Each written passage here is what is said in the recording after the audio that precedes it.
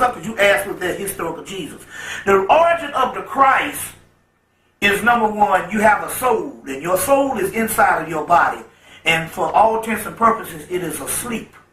It is at a dead level, and it's dormant. When the soul rises to its complete potential and sets up its dominancy into the illuminating process of the end result or the final product of what a soul is supposed to be, that, my friend, is called Christos, Christ, Christ.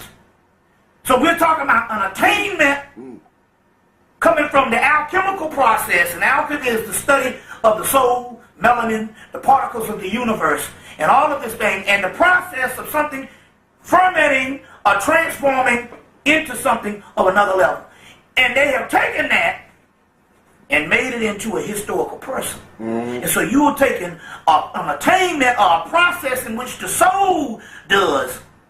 Is it not written in your law that ye are gods and the scriptures cannot be broken? John chapter 10, verse 34, 36. And you have taken that particular principle, and someone has stepped in and historicalized it by taking a historical figure or a human story of a person and taking the attributes of what Christ does, rising to a certain level of the Christos of the soul, which is in every person, and have made it exclusively one man and got you worshiping the person for political terms.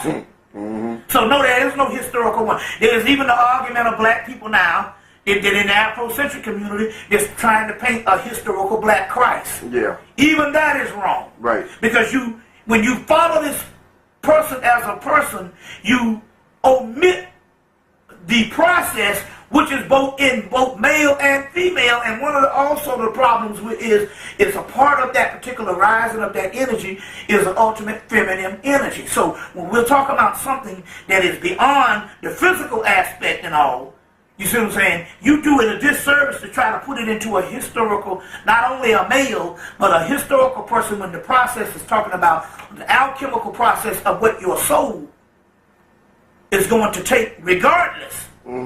It's going to do this whether you are walking around dead or not. Because ultimately, it's just like nature. A flower is going to bloom no matter what. It doesn't have to have a doctrine to tell it to worship another flower. That's right. A dog don't need no book. Right, don't need no book. You see what I'm saying? It's going to happen because we're talking about a process of nature. So it's even in the movie X-Men.